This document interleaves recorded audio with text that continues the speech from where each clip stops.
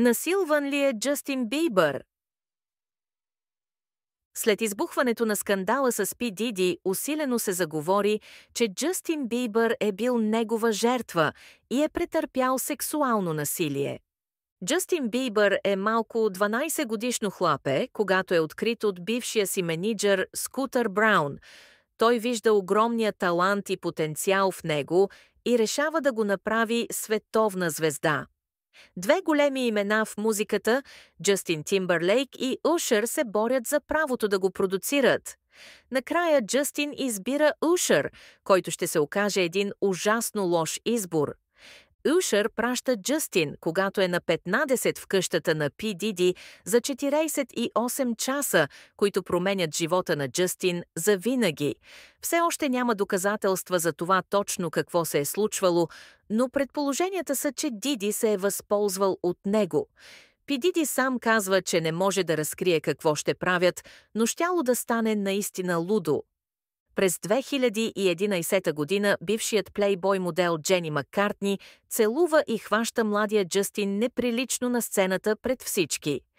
Джастин се опитва да се отскубне, като видимо не му е приятно, и дори заявява на микрофона, че се чувства използван. Кати Пери също има подобен момент, в който се възползва от близостта си с Джастин и прекрачва границата. В интервю с Джеймс Кордън, водещият му заявява, че Джастин ухае прекрасно и се навежда да го подуши. Джастин е объркан и смутен, но успява да отиграе ситуацията. Има много подобни примери в публичното пространство, в които възрастни известни личности си позволяват да злоупотребяват с Джастин Бийбър. Не искаме да си представяме какво се е случвало зад закрити врати, но Джастин сам прави някои препратки, че са му се случвали ужасни неща в шоу-бизнеса, които не пожелава на никого.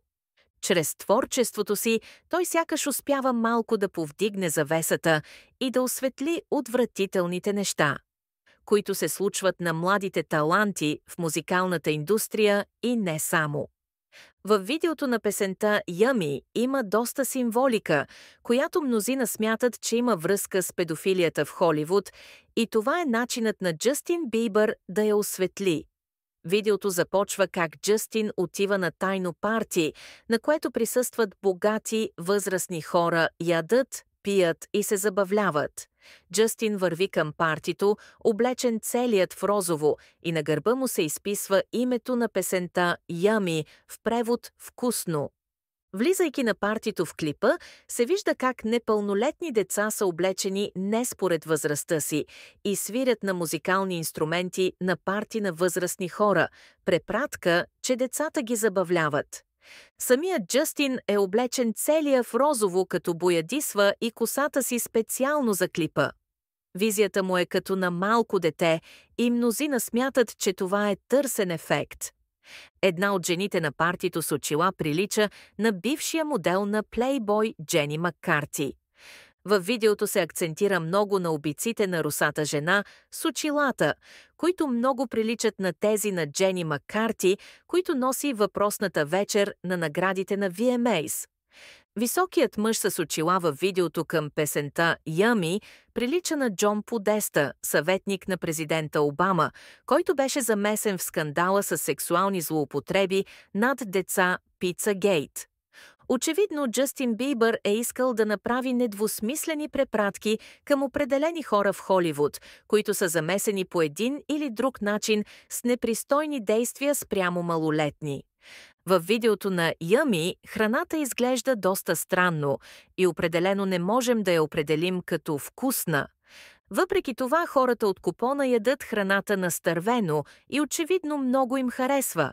Смята се, че във видеото храната е метафора на малките деца, с които се забавляват възрастните и се наслаждават истински. Партито продължава, като Джастин вече танцува на масата, заедно с останалите на купона около него. Интересен факт е, че стилистиката на клипа е цялата в розово и синьо, а това са цветове, обикновено свързани с момиченца и момченца. По време на клипа очите на Джастин се променят и челюстта му се издължава. Това може да е подсказка, че са намесени наркотици в партито. Към края на клипа Джастин се събужда все още на масата, сякаш ефектът на наркотиците е приключил и той с ясно съзнание вижда къде се намира. Има препратка, че може да не помни какво се е случило на партито, с информацията за партитата на Диди, на които им е давана специална напитка с наркотици и хората са губили съзнание и са се събуждали чак на другата сутрин или дори след дни, без да помнят какво им се е случило. Смятаме, че в клипа Yummy ни показват същото. След като Джастин се пробужда, камерата се отдалечава и се виждат розовото сако и червеният костюм, с които бяха облечени момиченцата, които свиреха в началото на клипа, но от тях няма и следа. Възможно е това да е препратка, че нещо с децата се е случило, че може би са били използвани сексуално. В края на видеото е показана чиния с торта, която след като бива изядена, се вижда дъното на чинията, на която е изобразена снимка на Джастин като малък с надпис Yummy. Не е много трудно да се направи препратка, че той е бил техния десерт и им се е сторил вкусен. По време на снимките на клипа Джастин Бибър се е чувствал ужасно по някаква причина. Има много снимки и клипове зад кадър, на които се вижда, че плаче. За съжаление смятаме, че Джастин Бибър е жертва на холивудските елити и му е било изключително трудно да заснеме това видео, преживявайки всичко наново, и това е причината да е толкова разстроен зад кадър. С видеото си към песента Yummy, Джастин Бибър очевидно е искал да разкрие нещата, които се случват в Холивуд, за които доскоро никой не говореше.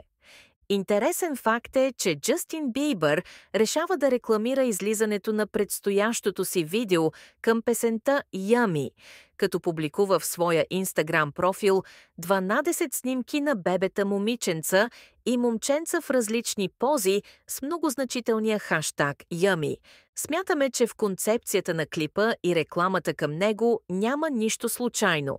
Всичко е целенасочено подбрано с цел да подскаже на публиката какво наистина се случва и да засегне темата за педофилията в Холивуд. В интервю през 2020 година Джастин Бибър се разплаква, говорейки за преживяванията, които са му се случвали като е бил малък в музикалната индустрия, които не пожелава на никого. В интервюто казва, че докато е бил малък в музикалната индустрия, много хора са го използвали и не е имало към кого да се обърне. Не назовава нещата с истинските им имена, но е очевидно, че има спомени, които го мъчат и до днес. След избухването на скандала с P. Diddy, упорито се говори, че Джастин Бибър е един от неговите жертви.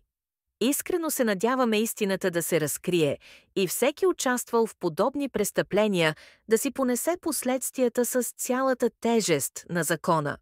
Последните твърдения около Джастин Бибър са, че Опра Уинфри е платила $75 милиона, за да се здобие с запис, на който се виждат Джастин Бибър и P. Diddy в компрометиращи кадри. Адвокати споделиха, че са гледали запис, на който P. Diddy извършва сексуален акт с някого много по-известен от него.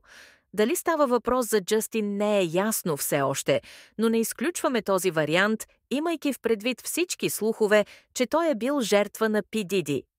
Ще продължаваме да следим случая с P. Diddy и да ви предоставяме достоверна информация под формата на видеа. Не забравяйте да се абонирате за канала и да натиснете камбанката, за да следите всяко ново видео. Пожелаваме ви усмихнат и приятен ден!